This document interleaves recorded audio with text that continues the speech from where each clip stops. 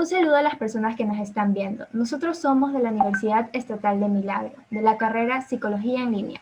En esta, la materia de lenguaje y comunicación. El día de hoy presentaremos el tema de normas básicas de acentuación en polisílabas y signos de puntuación.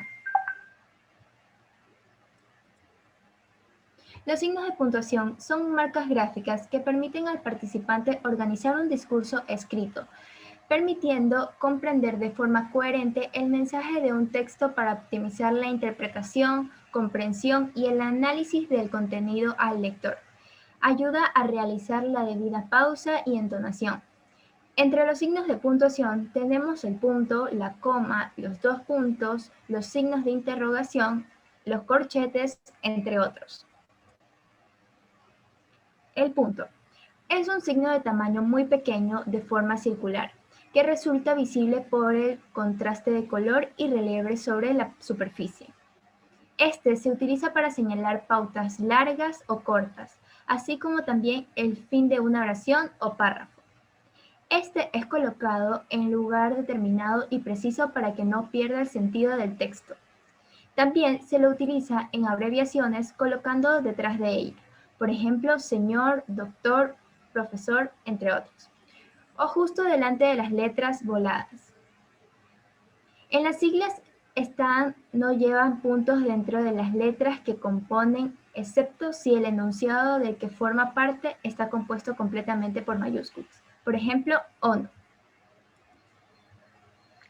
Punto y coma. Signo de puntuación que se emplea para indicar los diversos tipos de relación sintáctica o semántica que se pueden establecer entre distintas unidades lingüísticas. Es representado por una coma encima de la cual se coloca un punto. Ejemplo, la chaqueta es azul, los pantalones grises, la camisa blanca y el abrigo. El uso interviene en gran medida la subjetividad del autor, pues en ocasiones bien puede reemplazarse por el punto, los dos puntos o la coma.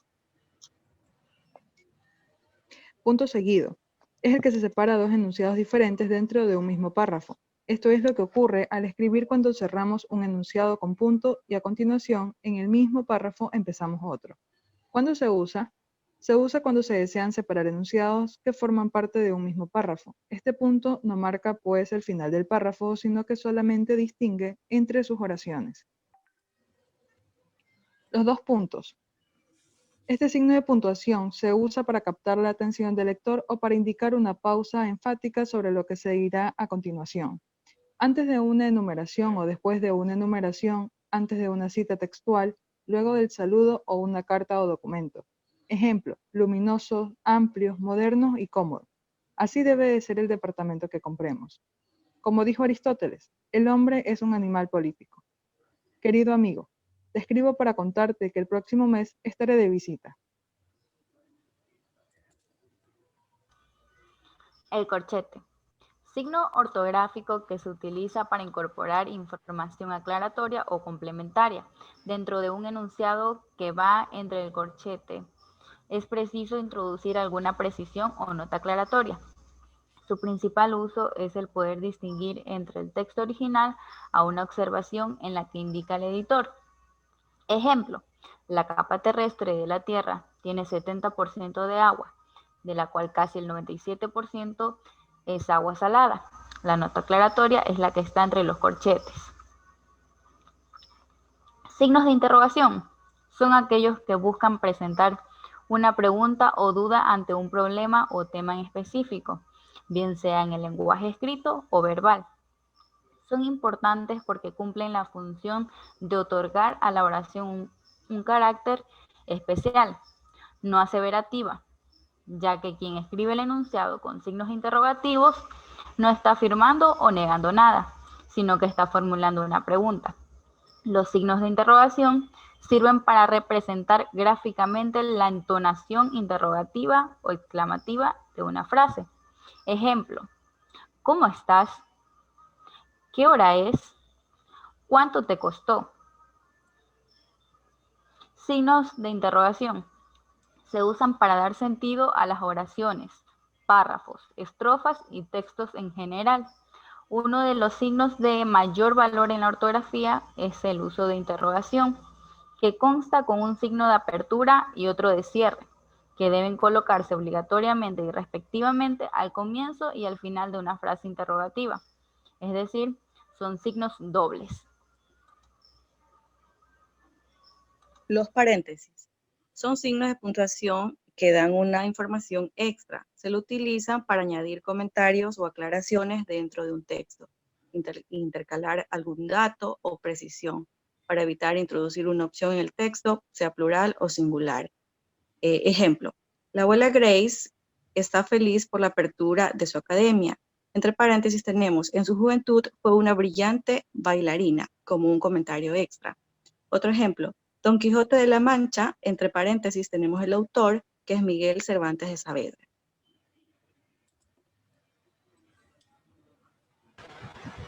Signos de admiración.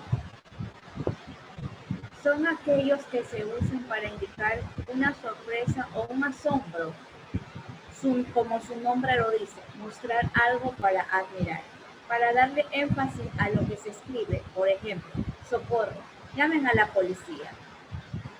Sí son de una gran importancia para dar una mejor entonación en el momento de expresarnos y tener una conversación.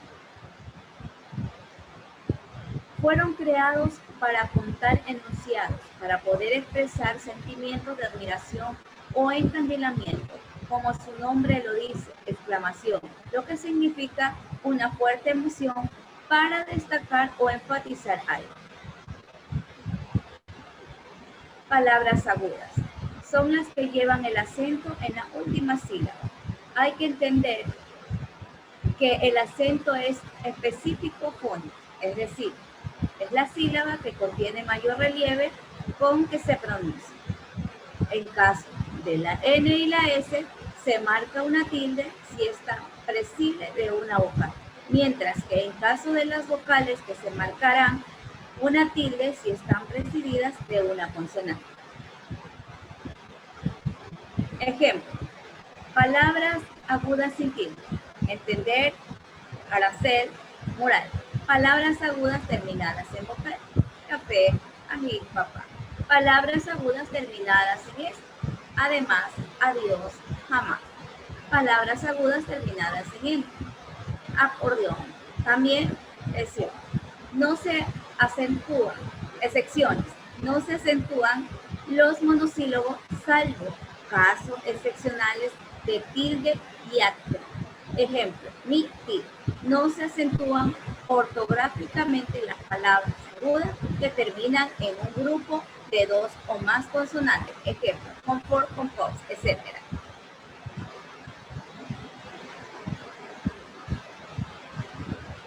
Palabras graves o llanas son aquellas que llevan el acento en la penúltima sílaba. Las palabras graves que no llevan tilde son las que su terminación es en N, S o vocal. Por otro lado, las palabras graves que no terminan ni en N, ni en S, ni en vocal llevan tilde, es decir, el resto de casos posibles. Ejemplos de palabras graves. Graves con tilde: lápiz, látex, césped, fértil. Graves sin tilde son corren, acaban, desinfectan. Palabras esdrújulas es aquella que llevan la mayor intensidad de voz en la antepenúltima sílaba, llevan tilde todas sin excepción. Para que esta exista una palabra esdrújula, es necesario que la palabra tenga al menos 3 sílabas, por ejemplo, página, pájaro. Decimos que hay excepción cuando se trata de palabras esdrújulas que corresponden a adverbios terminados en mente, mantienen la acentuación del adjetivo que lo origina y desestima la regla de colocar tilde siempre como estas palabras.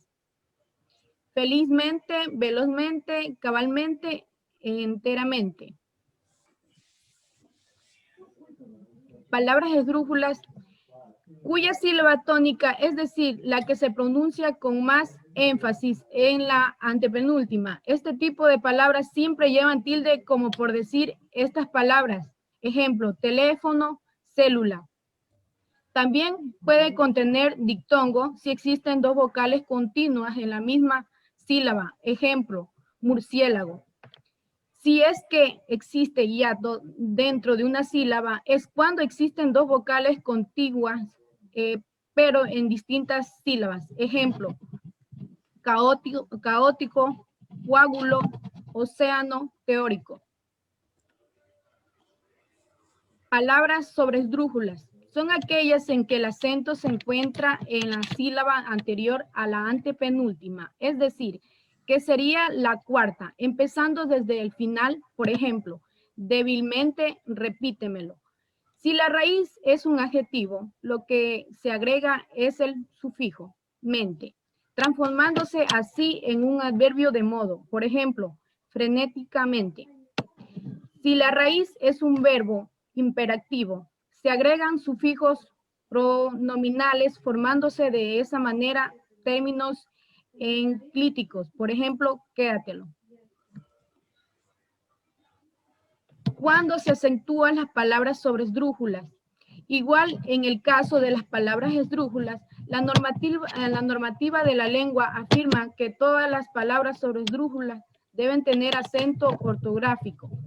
Sin embargo, sucede que muchas de las palabras sobre esdrújulas pertenecen a la categoría de adverbios de modo terminados en mente. Y a su vez existe una norma que señala estos adverbios deben conservar la acentuación ortográfica de los adjetivos de los cuales derivan. Gracias. Muchas gracias por su atención. Espero sea de ayuda esta conceptualización de los signos de puntuación y las normas básicas de acentuación en polisílabos. Hasta una próxima.